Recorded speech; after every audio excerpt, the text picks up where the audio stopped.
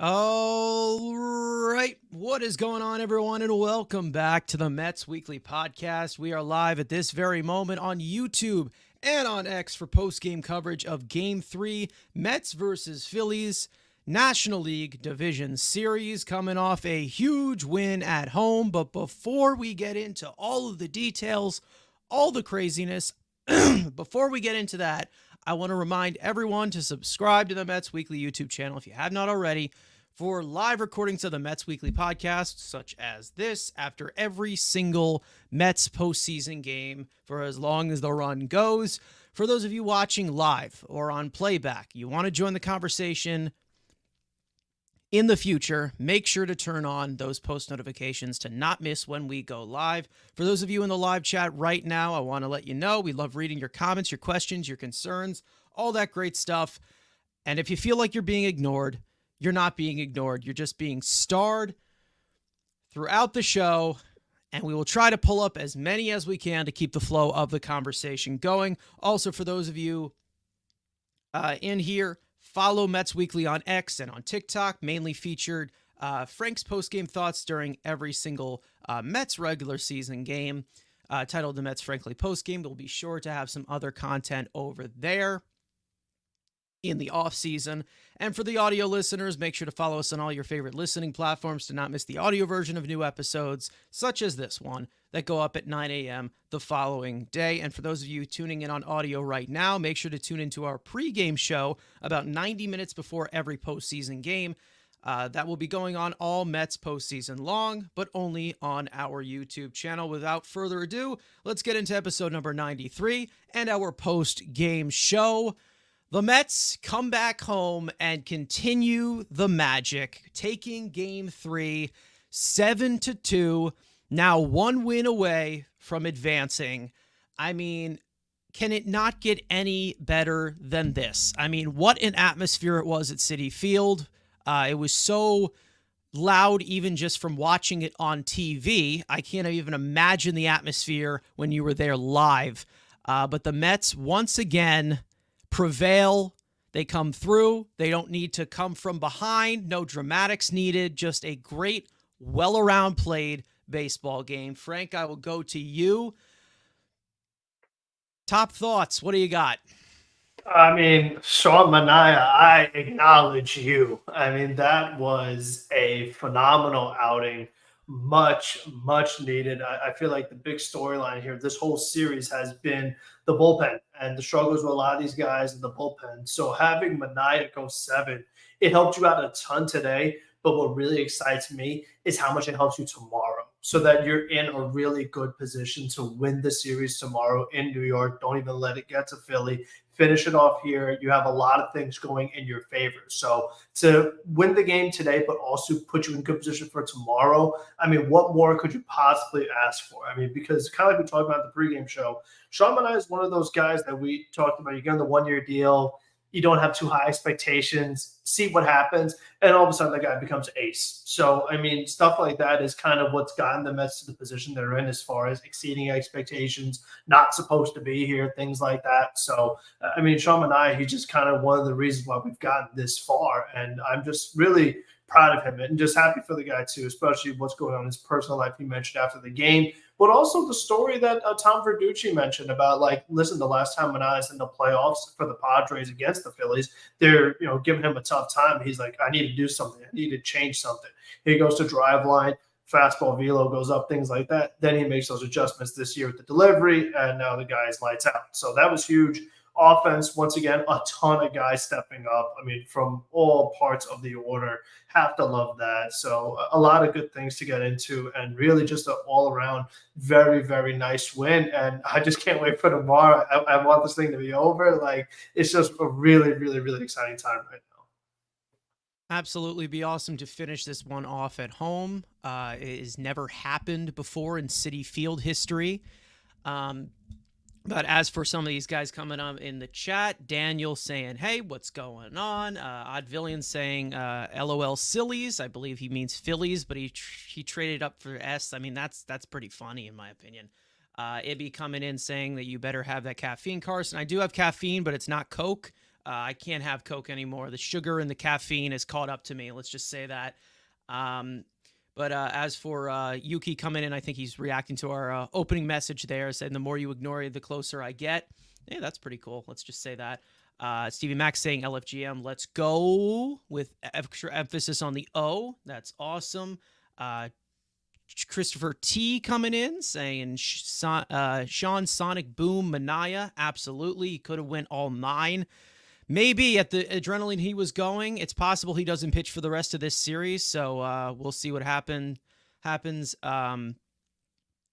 other than that, I mean, what a game. Andrew, I'll go to you. They want you. You're back. Good to have you back. Our third mic, our fearless third mic who just says whatever the hell he wants. Go ahead. What did you think about tonight? I mean, can we just think of the vibe? It all started pregame. You knew the vibes were high. You know the vibes were high when you get off that 7 train and that beautiful purple hero that he is coming off the train. By the way, he was on the 7 line. They put stickers all over the place. Love the gimmick. We got Seymour Wiener. We got the Wiener dog. Everybody, all the Wieners were there. The Mets were going high. And then Aaron Nola, the guy we have dominated the last couple years. Clean first inning. Lindor just misses. That fastball hits it to the deepest part. You pull it down the line, it's probably in the Coca-Cola corner, but we don't talk about that. Sean Manaea on his game, and then the guy that we have shit on. Now he's hitting all these fat nukes. He's going the opposite way. Some people are going to catch. I don't give a shit. It's all the run on the board off the second deck. Place is going up the bat. I think the bat is still somewhere in the air. Jesse Winker almost hits one. Of course, Nick Castellanos, when it's time for the postseason, just turns into prime Kevin Kiermaier defensively and makes everything. You know, loses on the transfer, whatever. But guess what?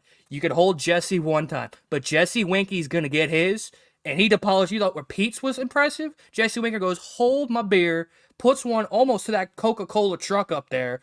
Place is going nuts. Sean Manaea, big. That 6th inning. I mean, that 6th inning, bro. That was the game. Big inning. Manaea, Bryce Harper coming up, and you're like, oh, God. We all felt it. Bryce with 2 guys on. You're like, oh, here it is. Here's a 3-run homer, and we're going down. But maybe we come back. Says, good morning, good afternoon. Sit your ass down. And then Nick Castellanos, again, Kyle Schwarber, elite base runner. Not fat at all. Double play. We get out of it. And then I'm saying, we gotta get some runs on this board right now. Momentum's high. We're hulking up. Big inning. Iglesias, big hits. But again, Sean Manaea, honestly, we'll get into Sean Manaea. I would have kept him in because I knew Schwarber was like the next batter up. I would have kept him in. I guess, I know Weston Wilson, the guy, shitty MLB The Show card. I know he hits lefties, but the fact that Schwarber was behind him, and like we said, we have no lefty right now in the pen, I would have kept him in. Brings in Phil Maton. We'll get to him later. Then Ryan Stanek, big dick energy, says good morning, gives up the single, gets the pop-up, and then finish up. Rogers kids got to sit the hell down. And we're one. You want to acknowledge, I hate this guy, but 1 away? I mean, the vibes are good. If Grimace isn't running butt naked, start pregame, I don't know what we're doing here. But guess what? We still got business to attend to. But going up 2-1 in Philly, let's not go back to that shithole because we're already having enough fun here. Yeah.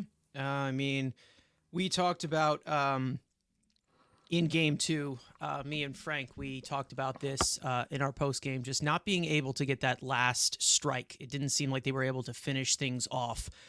Today, it seemed like everything fell into place perfectly, and it set them up for a huge pivotal win in game 3. I don't know if that's how you feel, Frank, but I mean, I feel like everything kind of fell into place a lot better as compared to game 2 in Philly.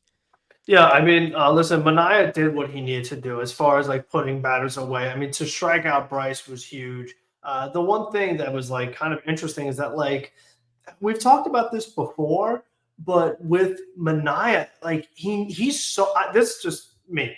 He's so good that he doesn't realize how good he is. Let me explain. Like he needs to trust himself more because what got Manaea into trouble in this game was hit by pitches and walks. It wasn't like he was giving up homers and these like 108 off the bat and things like that. It was more so just him giving free bases to these guys. the strikeout stuff that he has, especially against the left-handers with that sweeper and everything he has going for him, he needs to have even more faith in it and more trust in it. I mean, him being aggressive and attacking the zone is what got him to be in such a great spot. Pitch count was low. He's getting all the big outs he needs. You weren't really scared of like deep fly balls and things like that. Like he was really just getting it done. And we've talked about that so much with him, especially early on in the year that Mendoza talked to him like, do not walk batters. Trust your stuff. You got this. And all in all, he was able to really do it. But I feel like I think he has like, he's right there in my opinion. Like he is just right there from unlocking like a true ace. Like if he just really believes in himself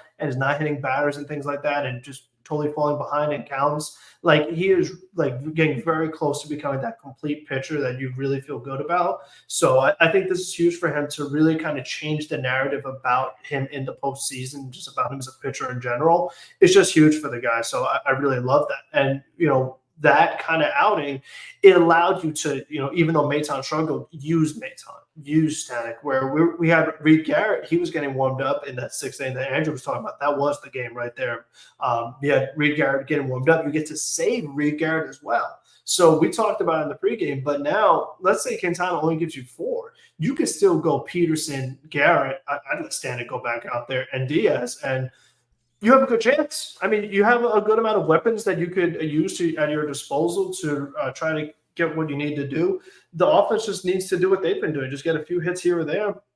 And you have enough pitchers that you should be able to get through it. So I feel like they just kind of, like you said, you could have really asked for much more, honestly. Like, yes, with the 6-run lead, you could have let Manaea go more, no doubt. But I understand just kind of playing it safe. And I think that it was a good opportunity to see if Maton could figure it out, up 6 runs, like see if he could get back on track, because during the regular season, he was so great for the Mets, and he has the great postseason experience that you would like to just get one more reliever to step up for this bullpen. It would make a big deal, but he still hasn't been able to do that yet. So I feel like at this point, in my opinion, like they really just got to try to avoid him as much as they can. And unfortunately, they got to stick with only a few guys of like Garrett, Stanek, Diaz, with maybe a little bit of Budo. And other than that, I don't really trust anyone else. So that's like the one downside to this series. I just feel like the bullpen has been a little shaky with a lot of these guys.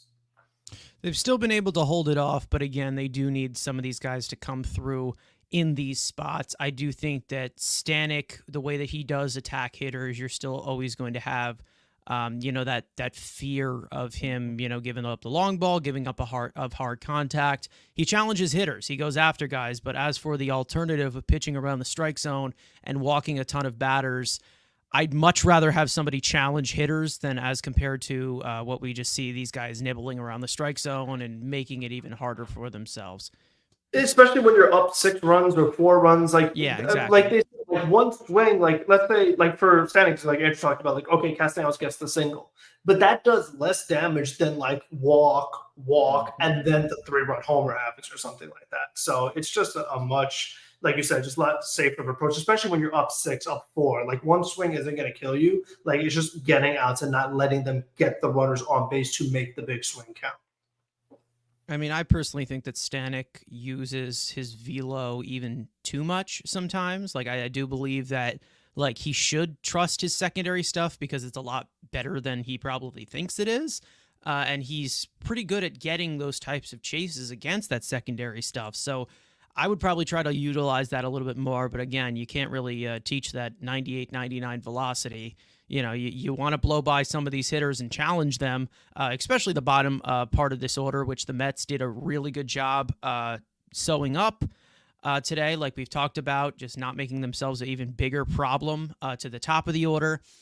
And they were able to get the timely strikeouts, get the timely ground ball as well. I think that, or line out, the line out from Castellanos, that double play to end that 6th inning, which we all knew that in the back of our minds, it could have gone a completely different route there. Mm-hmm. And it went our way.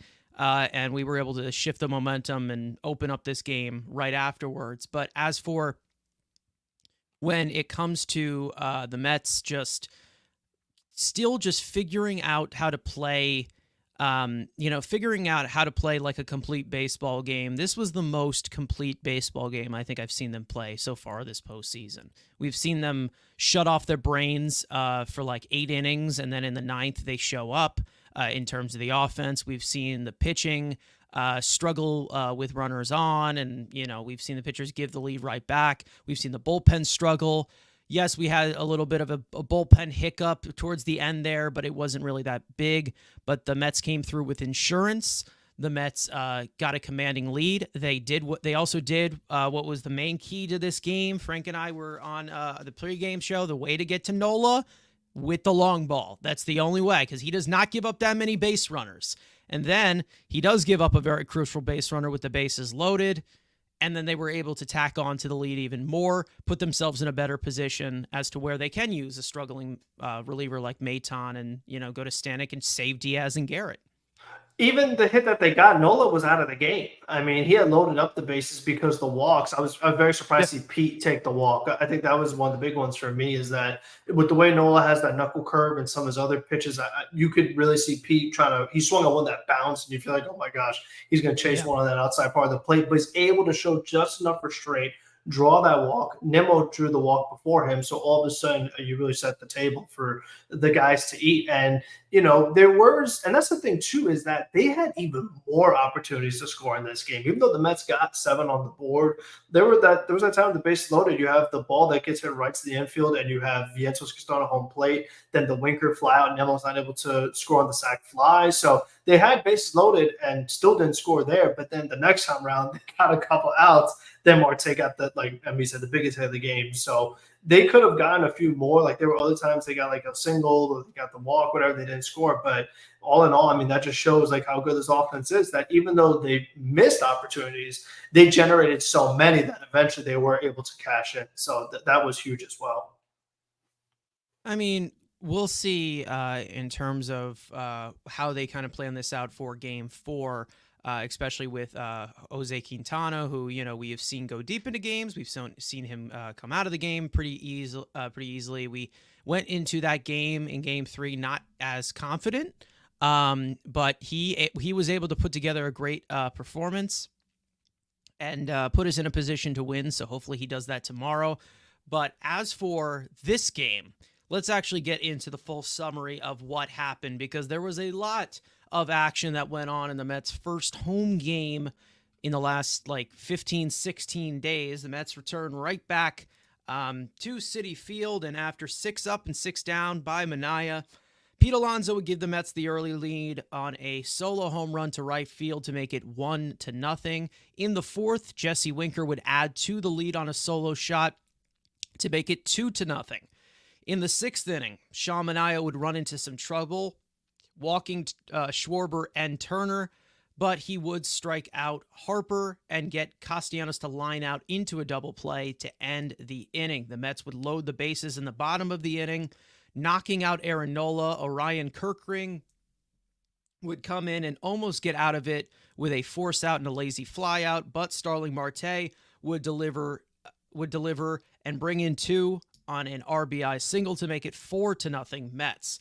In the 7th, Jose Alvarado would come in and walk the bases loaded. Jose Ruiz would come in to replace him, and Jose Iglesias would play 2 more on an RBI single to make it 6-0 Mets.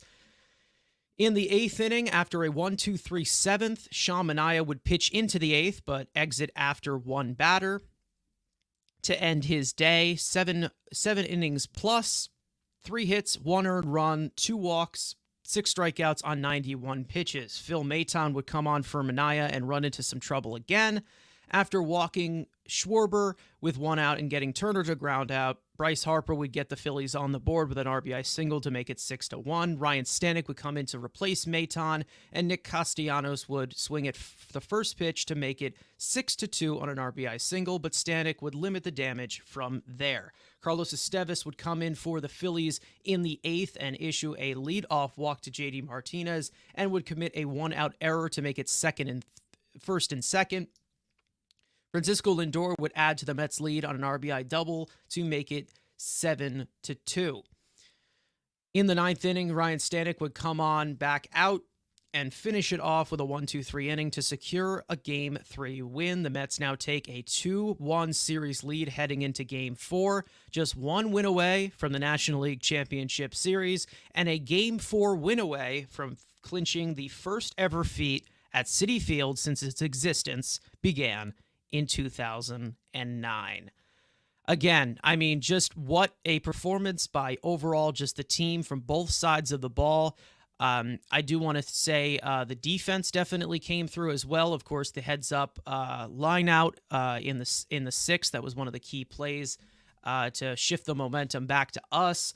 Let's not forget Tyrone Taylor gunning down Alec Boehm early on in the game, which was huge. Alec Boehm has been struggling. He went for 2. And Tyrone Taylor, I don't think it was a single hop and it was a great tag by Lindor. Great play there.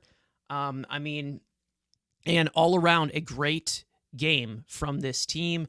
But I'd say that the main story here was definitely Sean Manaea.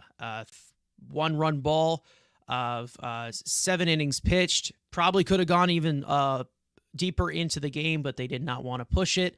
Again, there was a 6-run lead at the time, so they seemed a little bit more safe at that current moment. But in this series, you never know. Mets were able to continue to get some insurance to widen the lead. And again, as for the offense, they got to Nola the way that we know that they can with the home run ball. We said this in the pregame show.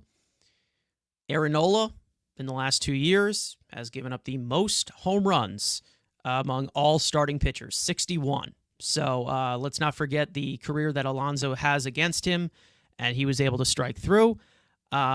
Jesse Winker as well would homer, and the Mets would just come through situationally as well later on in the game against a Phillies bullpen that they have just continued, even though it's been great all year, to continue to just beat up.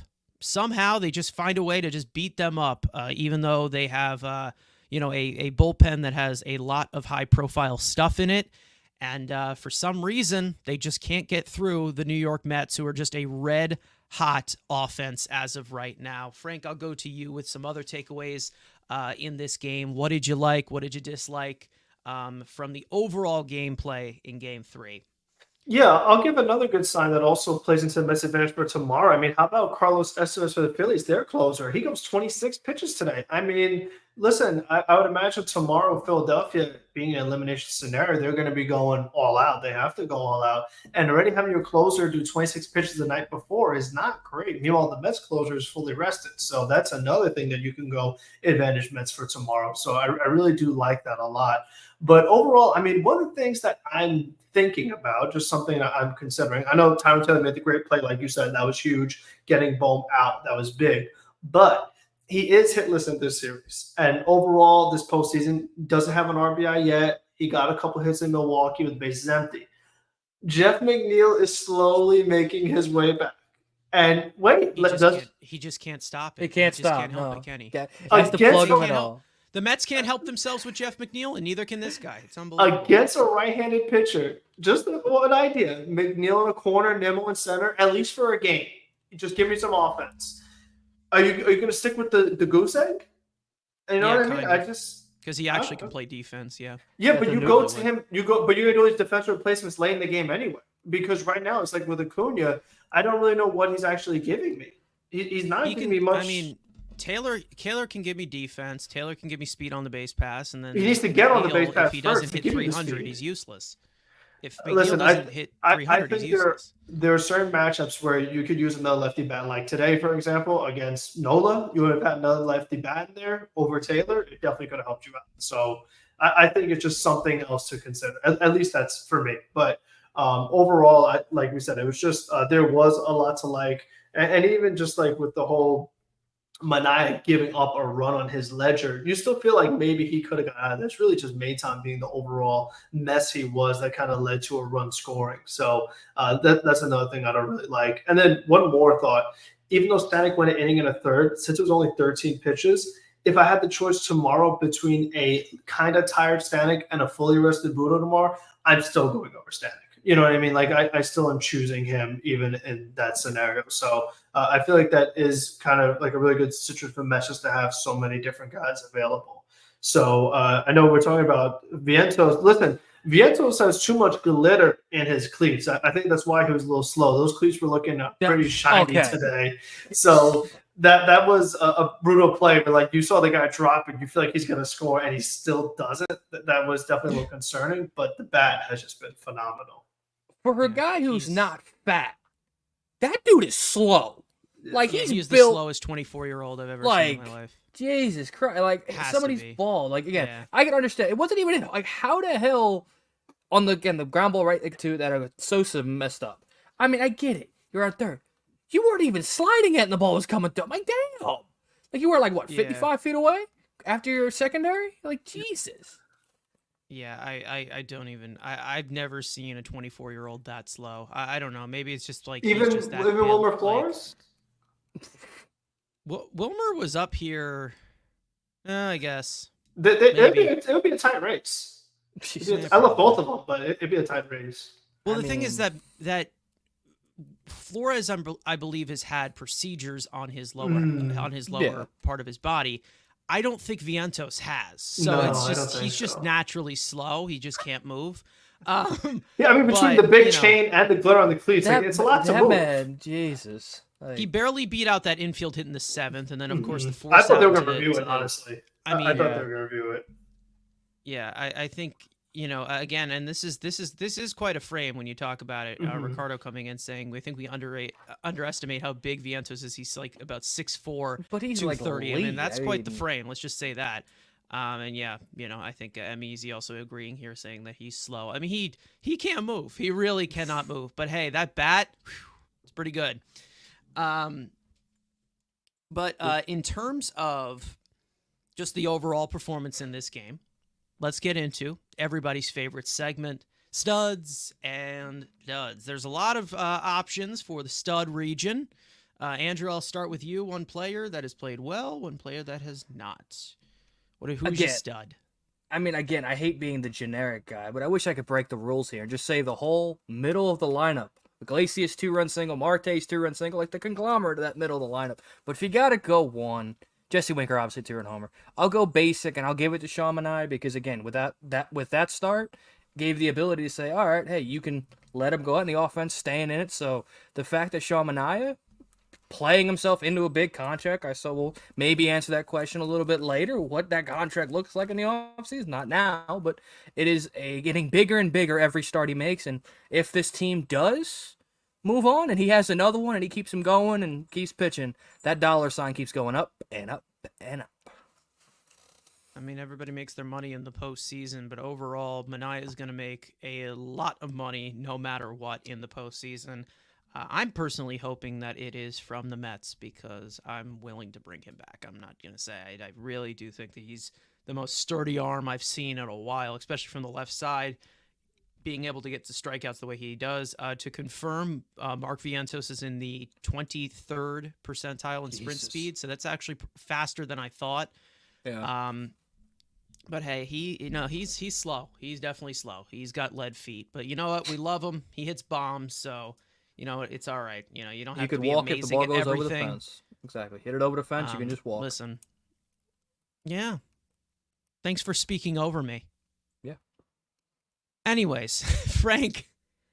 I mean, stud for this game. It's hard to not pick Manaea. I mean, I would love to just say like almost every single person in the lineup, just because I feel like with just how many runs they scored, you needed so many different guys to step up, especially a lot of 2-out rallies, like with the bases loaded. Like you need 3 guys to get on for those hits to even happen. So it's like, yes, Iglesias gets highlighted because the 2 RBI hit. Marte gets highlighted because the 2 RBI hit. But it's like the tough at bat by Nimmo to walk to get on, Vientos singling to get on, or stuff like that that happens before also deserves credit. So I think like the whole offense almost across the board were studs, but Manaea was the big one. I mean, again, just with how the bullpen has been so far this series, they needed some length here. I just feel like, especially with Quintana, like sometimes he goes deep to the game, sometimes he doesn't. You needed as many guys as possible tomorrow, which I feel like Manaea was able to do that for the team. So I just love that he put us in such a great position to really win this thing.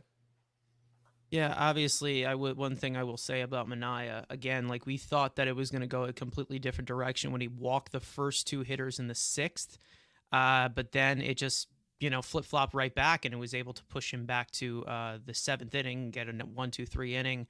How this pitching staff pitches to that top three or top four is definitely kind of how it gets decided what their fate is in that game. I know we've talked about bullying that lower third, of course, but when it comes to the top part of the lineup, it's how they pitch to them, and it will be very interesting to see how Jose Quintana does do that.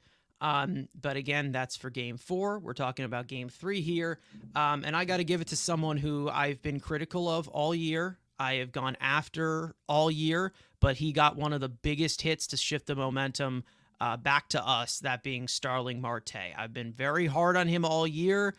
I still don't really want him back next year, but, that's a different story. When it comes to Starling Marte, when he can be good, when he does turn on his brain, he can do good things. Let's just say that. And he definitely came through there, especially after it looked like it was going to be a golden opportunity wasted. You had 0 outs with bases loaded, back-to-back outs. Nobody moved a hair, and nobody scored. And then he came through to break the game open even more. So that was huge by him. He was looking like a dud for a second because he had a few ugly ABs, but he did come through there. Huge and big, and like we've said, the only thing that matters in the postseason is results, and that's what he gave you. Now, going to the duds, I think this has become kind of the mutual thing here. Do we all agree that this is Phil Maton?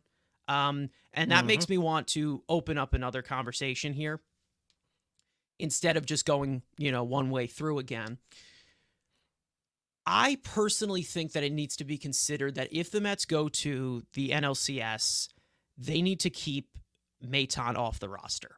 I think that we've come to that point where consistently he has struggled, where we've seen him lose his control, we've seen him lose his command, we have seen him give up hard contact, we've seen all of it. The only thing that matters in the postseason, like I said, is results. If he doesn't have it, he does not have it. Even though I know that this bullpen has definitely been quite a puzzle to figure out so far in the postseason, he's been not good. Like, he's been putting us in these tough situations, and he just doesn't look like he has it. And to be honest, it's really tough to consider that because of the track record he has. To be honest, it's an incredible track record. When you talk about it before this postseason, a sub-1 earned run average in the postseason. I understand you have Ottavino and Danny Young that you don't trust. That's there, but it seems like the only role right now for Maton these days, they're putting him in the 8th inning, and I don't trust him in that role, especially in this postseason atmosphere. I don't know. Would you guys consider moving him off of this championship series roster if they make it? Frank, I'll go to you. Who do you replace him with? That's kind of the problem. I don't know if that's any better. I know Brosban has the better stuff, that he has the great baseball savant page, but I don't know. I mean, for me, again, results in the postseason matter more to me than red circles. So I would still lean Maton, but like you said, just like the usage, you have to be very careful. And that's the thing that really scares me. And I was hoping that, like, now that they gave him a couple of days, because I thought it was more so like a workload thing, that he was kind of getting a little exhausted, and that's why the effectiveness wasn't quite there. Because one thing that Maton was doing really well this year as well was he was not walking batters. He was one of the very few guys, like a handful of guys, who was not walking batters at a ridiculous rate like the rest of the pitchers on the team were. But now, even in this game, he walked one batter, but pretty much in all the other at-bats, he was behind in the count. Like, these were 3-1 counts. And even if you don't walk the batter, if you're constantly putting them in very favorable hitters counts, that's also obviously really bad. And like you said, he's basically just doing all the things you can't do as a high leverage reliever. So all of that is definitely very worrisome. But right now, like we said, with the lack of options, who else are you really going to go to? I mean, that's kind of what it comes down to, because like we said, Brooks Raley is not walking through that door. Neither is Nunez. Neither is Sean Reed Foley. Drew Smith not happening. So, I mean, where else are you going to go? I mean, you already have McGill here. You have Peterson here. So you can't even go with those guys. Chris Scott's not coming back. So who's left? You know, I mean, like they've just had a lot of injuries in the minor leagues as well of potential guys. Like, do you want to be really crazy, call up Sproat, you know, and make that be his debut? Like, you're not going to do that either. So it's tough. You know, it really is just like a difficult spot they're in right now. I mean, I would probably, I don't know. I'd say that, like, when it comes to the bullpen, they do need to continue to piece this thing together. And, you know, the loss of Nunez, the loss of Raley, those were like really big factors as to why we've been in some of these situations and why they haven't been able to get these big outs sometimes. I don't think that you can put McGill in the high leverage conversation. I don't think that you can put Budo even in the conversation as of right now for high leverage situations. I do think that, you know, with Maton not pitching very well and really struggling, it does definitely put you in a tough spot where Ryan Stanek is going to have to come through if you're not going to have Maton come through. I think it does personally need to be considered, considering what we have seen from Maton so far in the postseason. Like, we are looking at what, like 4 straight outings where he just has not looked good, or 3 straight outings where he's not looked good. Yeah. I understand that, like, he's been great all year, but like they've rotated guys in and out of the roster before. We know that we had Max Kranick on here, we had Huskar Brazaban on here, and then they swapped them for McGill and Senga. So I don't know how you kind of look at it. I know that you can also add in Peterson into the equation. McGill you could put into the equation for like middle relief.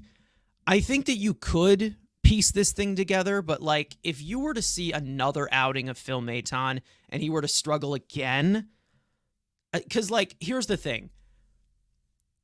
I feel like the only way that they've really set up Phil Maton is to where he's facing like the top of the order. He's facing unfavorable matchups where he's facing left-handed hitters. And it's kind of just been like a plummet of confidence for the guy. And like, I'm not trying to build up the guy's confidence right now, like when I'm trying to win games. Andrew, I'll go to you on this regard. Like, would you consider doing it?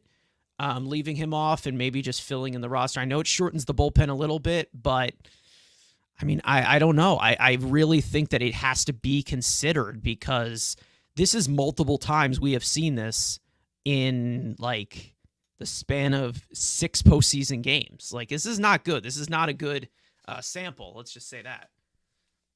Yeah, and again, this was supposed to be, again, the reason they went out and got him was because of this prior postseason success, to say this guy shows no emotion, no moment should be able to beat him, and he just hasn't been good.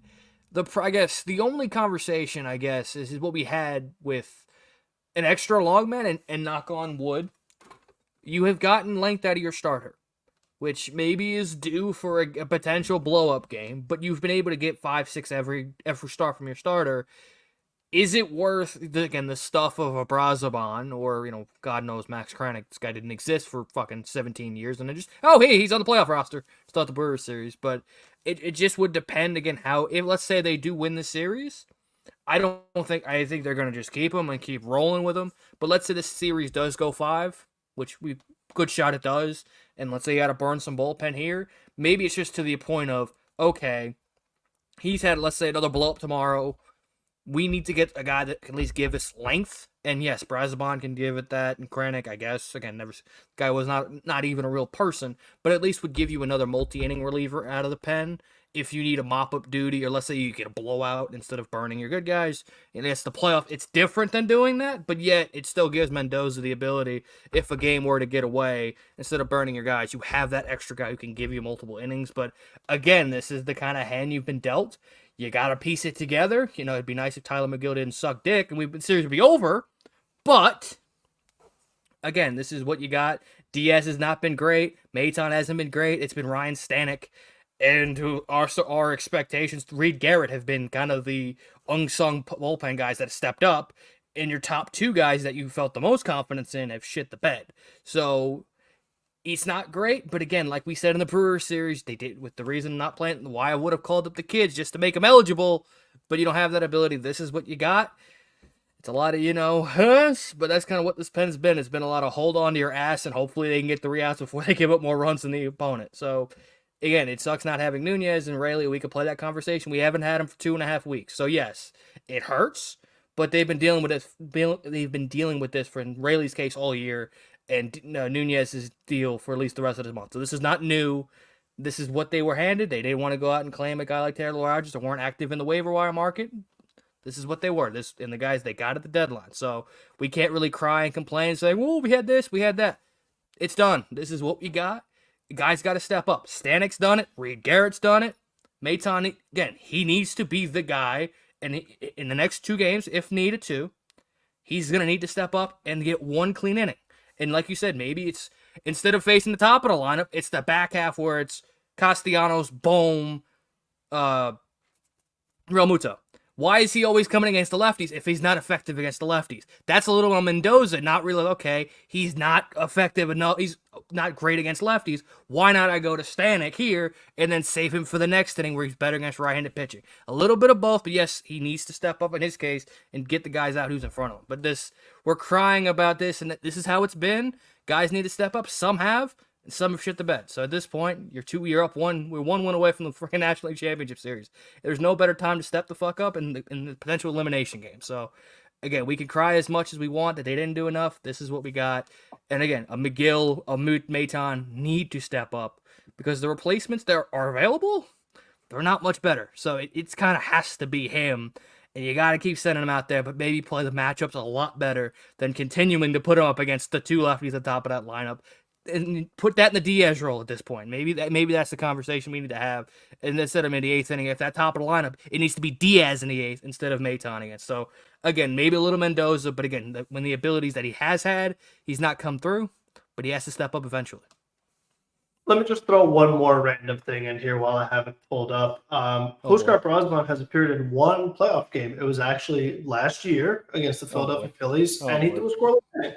So just a number, but like we said, Maton's been great in the postseason in bigger stages, so it doesn't mean anything. But I just figured I'd mention it. Not that I'm advocating. I just don't like. Out of the soft tossing that he does, I just don't see this getting any better. Where you just keep throwing him into the fire into the 8th inning, and like hoping that he ERAs himself back into the postseason. Like I can't see that happening at all at this rate. Like this has happened multiple times already. Mm-hmm. And we've only played 6 postseason games. Like this isn't like we're deep into this now. I mean, we're at the pivotal game 3 now in the NLDS, and like multiple times this has happened where he hasn't been very effective. Yeah, let's say you match up with the Dodgers and you're concerned about left-handed hitters. How about Shohei Ohtani, Freddie Freeman, and Max Muncy? How do you feel about that? Like it's like you said, if you're like, where are you going to find the role for him? Like if he can't face lefties, like, well, and that's what I mean. Like you're gonna where we're going to use you. And that's what I mean when it comes to, like, yes, the Phillies have, like this top-heavy type of thing where you can pitch around it and you can have a plan for this. When you come to a team like the Dodgers who can do so much goddamn damage, or a team like the Padres like that you would face in the championship series, I don't see Maton going well in any way. Like, again, like, the only thing keeping him is his career postseason ERA. Like, that's the only thing keeping him into this equation. And that postseason ERA has done nothing for us for three or 4 outings so far in this postseason. So I feel like that does need to be put into consideration. If we go to, let's say, Game 5 because of him tomorrow, maybe that has to be the consideration. If we almost lose tomorrow. Game 5 because of him. I don't think he pitches tomorrow, to be honest. I mean, he had an off day yesterday, right? I think the whole reason why he pitched today was so that you don't have to use him tomorrow. It's so that you have Garrett, you have Diaz, you have Budo, you have Peterson, you probably have Stanek, there should be no reason to go to him tomorrow. So you never know with Quintana's volume. That's the problem. But still, that's what I'm saying. But still, Peterson should be the guy piggybacking. It should be, because this is the way I look at it. If you remember when the Mets, it was game 2 of the Brewers series, Carlos Mendoza said, we are managing this game like an elimination game because we want to put this thing away. If you're in Citi Field, I feel like Mendoza needs to have that same sense of urgency. They're treating like, no, this is an elimination game for us too. Like, we want to end it now. We're going to use all of our guys now since we have an off day tomorrow anyway. I want to see the Mets go all out. So Maton shouldn't even be under consideration after the stunt he pulled today, plus the previous outing, plus the outing before that. So he shouldn't even be in the mix. I understand that, but I'm just saying that like there's a quantity possibility tomorrow of them having to use a lot of relievers with Quintana, who's been susceptible to blow-ups, to been susceptible to not being able to go deep into games. I'm not saying he's going to because he pitched great in Game 3. But we've seen him go off the rails before, and there's a strong possibility as to where you're trying to get away from Ottavino and Young. Maybe Maton goes into that equation tomorrow when you didn't really want to have to use him. I don't know. Again, like we just don't know what's going to happen tomorrow. I'm hoping that it all goes well. I'm hoping we have just as great as a game as we had today. But when it comes to the reality of the situation, the boat can swing both ways. I mean, who knows? Again, like we've said, yes, today was a great game. But also, like we said 2 days ago when they lost game 2, this is a good Phillies team. Like, this is still a really good Phillies team. So this could go either other way as to where they're going to probably have to use some bullets if, they run into a situation where Quintana can't go deep into the game. Like, that's kind of how I see it with, somebody like Maton or even Stanek might have to pitch tomorrow or something, even though he went for 4 outs. He gave us 13 pitches, so he didn't really do much on the mound. And then obviously you're going to have Diaz, you're going to have Garrett available as well. I do think you'll probably see McGill tomorrow, probably in like the earlier stages of the game. If Quintana can't get through the 5th or whatever, if Quintana can't get through the 6th, you're probably going to see McGill there. Maybe you have Peterson for matchups as well. I think that, you're going to have some guys available for this one. But again, you have Quintana, who has been susceptible to these blowups where sometimes he can't even get out of the 3rd inning. And that might put Maton into the equation, like I'm saying. Like, that's the type of worry I have with that. I could see the Mets doing something along the lines of Quintana 5, hopefully Reed 2, and depending on where the big bats match up, I could see Diaz 8 and Peterson 9, or something to the extent. I could see something similar to Brewers last Game 3, where you have Diaz go like end of 7 and 8, and then Peterson close out in the 9. I could see them going that formula again, depending on what the situation calls for. I don't think you're seeing McGill. I don't either. Again, I don't think there's a reason to. I feel like you have enough where these guys can do it. Even if Quintana does not go deep, if Reed's got it going, he can go 2. Peterson can go multiple innings. Like, they're just shouldn't be used for these other guys. They have done nothing for me. I don't need to do it. I really don't think it's necessary. Okay, so but what if McGill is an ace? Because he is. Oh, if he was an ace, he'd be making the start, wouldn't he? He wouldn't be on. If he was an ace, we wouldn't be playing tomorrow. That's true. Yeah. Okay, well, you know what? Screw you. All right? How about that? Secondly, other pieces that I do want to bring up, obviously, towards the end here. Speaking of Stanek, when they showed Ryan Stanek in the bullpen the first time, did anybody else see him almost busted his ass. Bust ass, like literally off the mound and almost kill himself? I saw the camera shaking. Yeah, he just he pitched and he almost slipped. And I was like, Jesus Christ, don't kill yourself there. Well, the guy, and that's something that I expect Ryan Stanek to do. Estevez dropped the ball with the bare hand, then tried to scoop it with the glove, dropped it there, then almost tripped on his own feet. Like, Estevez almost had the big fall. I mean, it was real bad for him. Yeah, and we also heard some Jose chants for Jose Iglesias. Haven't heard that since Jose Reyes was here. That was pretty cool. And then we talked about Vientos being slow as all dirt. Other takeaways that I have in this one, I was a little bit surprised to see. What was it? I was a little bit surprised to see. I can't even. You're so surprised you can't remember his name. I was surprised that I can't even remember it. It'll come to me. But any other takeaways? Was it a we can pinch put out hitter, in pinch here? runner, or what was it? It may have been something. I forget. It'll come to me. Well, I guess Christopher guess, coming like, in yeah. saying Maton has no control. Throw a damn Oh. strike. Negativity over. Proud of these boys. Yeah. Stem asking about Sean Manaea re-signing him. I mean, I've been very vocal saying that he's like the number one guy that I would definitely go to re-sign. He's the guy that I would come up to with a contract before he would even test free agency. We all know that Manaea is definitely going to test the market. We'll see what happens regarding that. Padres versus Dodgers. Christopher saying it's like UPS versus FedEx. Actually, to be honest, the uniforms kind of match up there. They are currently tied 1-1. 3-1 Padres. 3-1 Padres. Okay. Yeah, Peralta just got a big hit. My bad.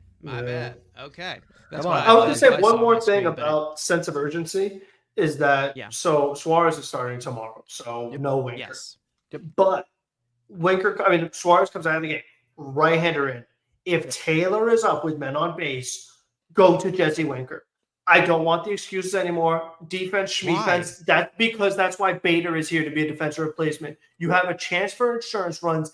Get them. With the way this bullpen has been, all scoring opportunities you need to capitalize. So if Taylor's up, men on base, Winker's available, go to Winker. They've been putting Would you rather too prevent much. the runs than score them? No, but that's what Bader's here for. You're going to get even better defense. So I just don't understand the point. So, again, they've had, we talked about many times, chance to put games away and they don't. Don't make that mistake again. You have an opportunity, finish it. I guess again, it didn't matter. Again, he did score an insurance run. But why the hell was JD Martinez pinch hitting for Winker versus righty? Like I was sitting there, what the hell? I was like, what the hell's he doing? I thought that was that Alvarado? No, it was when Ruiz. Yeah, Ruiz I think was that in was the game. what I was surprised to see. I think was that was like, what I was trying to. He drew the walk, Yes, so he did him a pitch Jesse hitting Winker against a righty. Yeah, That was what I was. That was what especially when he was going to play tomorrow. So I don't. But he walked. Yeah, so exactly. That was kind of weird, but he ended up drawing a walk, and I think he scored right or something. And then somebody pinch ran exactly. for him, right? But the other thing too was Bader pinch running for Vientos a little earlier than I would have thought, and he stole with 2 outs. I think they were just tired of him running the bases. Part of the I think they were just tired of watching him run. Get him out of here. Well, the thing is that like when you do that, I mean, And then Bader stole a base. with 2 outs was risky. Almost got thrown out. But what happens is when they do these defensive replacements, Vientos comes out of the game, who's maybe your best bet. And then Marte comes out of the game, who's also one of your better bets. And then Acuna got the AB. He struck out. Like we've talked about this before. And even the hit that Manaea gave up was an infield single to defensive replacement Jose Iglesias, who wasn't able to make the play. So it's like, I think, in my opinion, I think the defensive replacements they're making are a little overrated to some extent. And honestly, I might just kind of keep my bats out there with how the series has gone. If it gets close, I don't like having Bader batting in the 2 spot and Acuna batting in big spots. Or you don't put Maton in the game. You could do that too, but I just think there's now twice this has happened. We talked about it game 2 in Milwaukee. Like I don't think it's as big a I just don't think the gap defense to defense compared to offense is nearly as big. And I guess for again, yes, it was Bader. Like again, this is like I'm watching the game. Why is it just not Acuna? Like I get it. Yes, Bader's the more professional, more veteran leader. Yeah, if both are coming in anyway. Exactly. So why would it just be Acuna and then you could bring in Bader as the whatever? He's gonna come in anyway. It's just again little tiny things we're nitpicking. But I was like, just bring Acuna in. He's gonna come Wouldn't in. Wouldn't you want Acuna to be the first guy off the bench to pinch run? That's what we're saying. Yeah. That's what we're saying. Especially because it's an maybe infielder. they just think he's going to make rookie mistakes. Especially because Vientos is a third baseman, so that's a 1-for-1 swap. But when you bring in Bader, that's an outfielder, so that's a 2.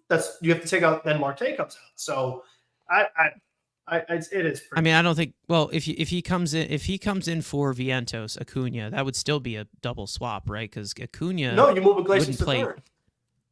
Yeah, but they were going to go to second. Wow. That's amazing. And then Bader's going to come in anyway because of defense from Marte. So it half a dozen. Coming in here saying been a Bader supporter all year long. The guy can't hit to save his life. He swings at everything. Yeah, pretty much. That's pretty much been his deal since the second half. Very surprising. Yeah. Didn't see that one coming at all. Jesus Dog, Christ. he's here for this one man year. is Like, this guy's worse than me with narratives. Damn.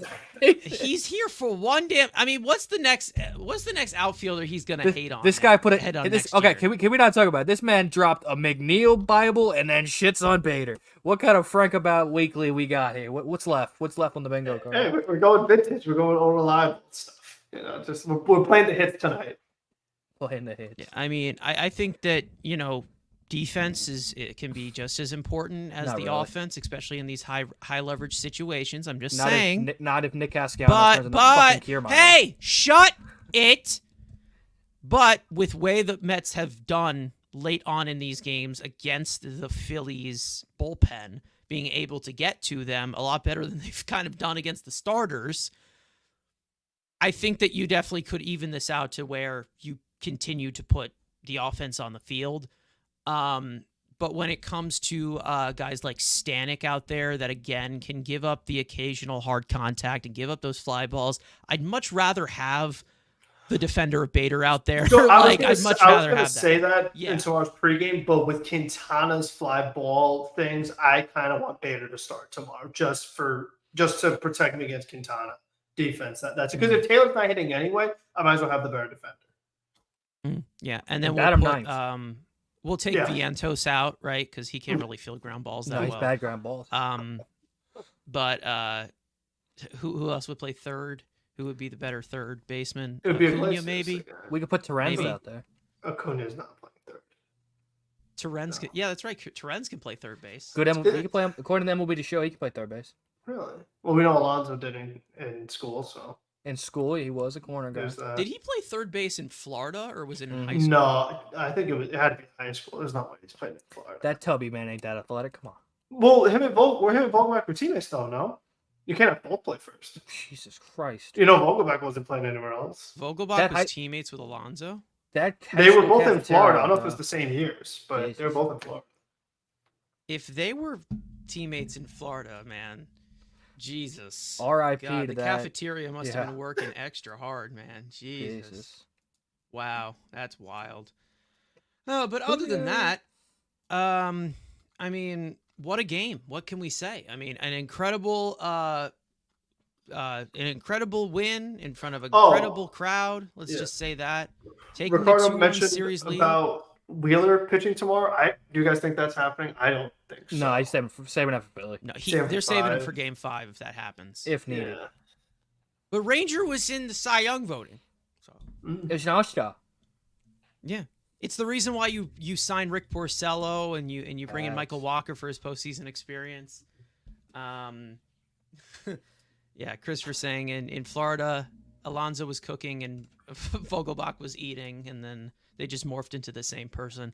But other than that, I think we're going to stay on for about, 5 more minutes. Any other questions, you guys can come through with them. And other topics we can go Home into. run Tatis 6-1 Padres. Bueller getting crushed. I need the Dodgers are an easier matchup. I don't want the fucking Dodgers. Yeah, right.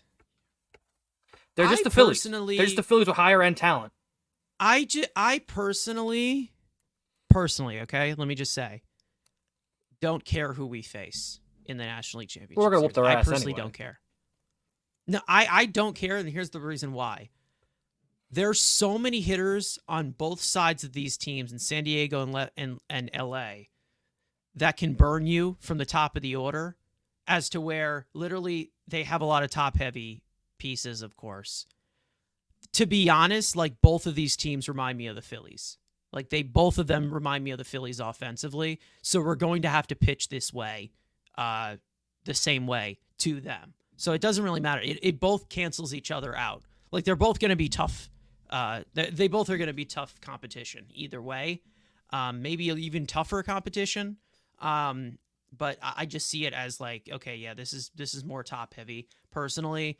If I'm talking about like pitching, maybe I prefer the Dodgers. I probably prefer the Dodgers because they're like, I don't know, they're like banged up a lot. The Like, they have a Yamamoto, lot of Flaherty, and injuries, that's yeah. it. Yeah. And then, of That's course, it. there's always the nightmare of you, Darvish, of course. So, I mean, to be honest, either way, like, I'd I'm rather face fine the facing Dodgers. either. I'd rather face the I Dodgers. personally don't care. I personally don't, because it's going to be a tough matchup either way. And that's going to be the one defining that. And then if we get to the World Series, I mean, we're easily winning that in 4 games. Like when you talk about that, right? Jesus Christ. But I hope we don't see anyways, the Royals for the American League. That's the team I don't want to see. No, that Royals team's a lot different than it was in I don't want to Exactly. see them. I can't take it twice. I don't care how bad they are. I can't take it twice. You know what? Think about it. If all the pain we've been through, it only makes sense. San Diego for 2022, the Royals to 15 for that jewelry. Bring all the pain, redeem it all. Finish the story. The movie DVD is going to be classic. What about Guardians? A Lindor Guardians? Who cares? Who cares? Nobody cares. It's I the don't know, I Yankees or feel the like Royals. Nobody cares about that. Thinking way series. too ahead here. Hey, we're gonna clap. We would face Javi. No, he's not playing. He's hurt. He's dead. They and you notice how he died and they got better. Sorry, it's the truth. He notice died. How McNeil. Notice how McNeil Yeah, got hurt. that's We got true. But yet Frank's trying to shoehorn him back into the 2 spot. What a great debate, and then it become irrelevant 2 years later. I mean, that's later. Crazy. Both teams are better without. I bet you when McNeil comes back, the vibes are going to be killed. It's going to be gone. It's going to be done. I guarantee you. And then we're going to be looking at you when we're eliminated, Frank, and we're going to say, "Told you so. Told you so." Definitely going to happen. 0 for 16 with 6 punchies, and you're like, all right. Yep. It's going to be bad. I'm telling you. You're going to have to sell that mansion you have. And you're going to have to hide away in Barbados. We got a dark cloud coming to Queens, and it's shaped like a squirrel. Anyways, we're going to finish this one off here. Last comments, last concerns. Of course, 1 game, 1 win away from the National League Championship Series. Game 4 tomorrow at the same time that it was today at 5 at Citi Field. And then we'll have our pregame coverage at 3:30 tomorrow. Jose Quintana versus Ranger Suarez, most likely. And then we'll get all the details regarding that one. Once again, we'll see if the Mets can finish this one off at Citi Field, which they have not been able to do since its existence. Not a single time have the Mets celebrated a clinching or a clinching of series at home. Last time they did it, it was 2006 at Shea Stadium. So, it's been a while. It's definitely been a while. So hopefully they can do it tomorrow. We're hoping. Great win today. Great all-around win. Not much dramatic. Andrew, I'll go to you. What do you got for your final thoughts forever and ever? We're never going to hear from you again. Yeah, probably. Again, it's finish it. Put the dagger in their heart. I don't want to go back to Red October because Orange October is so much a way better color, a better vibe. The stadium's rocking. Again, get Grimace. Fly Seymour. I know he's at the retirement home. Go, Cohen. You got enough private jets. Pick his ass up. Put him behind the plate. Cohen was out there shaking hands. Got the block party before. And like we said, clinch in front of the home crowd. We can burn the city. We can go nuts because we're going to be celebrating like this. This is our World Series. Remember that. And let's say, run the city. It's Ranger Suarez. The guy's kind of ass. He's pitched like ass in the second half. JD Martinez. Here you go. You got a left. You've had some better ABs in the playoffs. You're addicted to it. I'm addicted to a 3-run nuke in the first inning. Besides the point, we'll get to tomorrow. Celebrate. Think of Grimace. And let's go fucking Mets. All right. Frank? Yeah, no, I mean, I echo a lot of his sentiment. I would love to see it, like you said, clinch on the home turf. I don't want another do or die game like we had in the Milwaukee series. We could just relax a little bit before I don't want to do another one. So just win whatever it takes. I'm looking at Diaz, like, you got to step up or we're going to have a big conversation. So I'm really watching him tomorrow. Like, let's get it done. Let's sound the trumpets and let's get rid of these Phillies. They definitely embraced the home field atmosphere today. It definitely was on their side, and they were able to finish it off, get Game 3, the pivotal Game 3, and now they're just 1 win away from the National League Championship Series, where they would play either the Padres or the Dodgers. So we'll see what happens there. A chance to finish it off at home. But before that happens, make sure to hit the subscribe button if you have not already. Turn on post notifications to not miss our pregame coverage at 3:30 tomorrow Eastern Time for Game 4. And then, of course, our post-game about 15 to 20 minutes after the game. Make sure to follow us on Twitter. Make sure to follow us on TikTok. All of us individually. The links are in the description. You guys know the drill by now. We will see you guys for the Game 4 pregame tomorrow. One win away from the National League Championship Series. Let's go, Mets. And we'll see you guys tomorrow afternoon.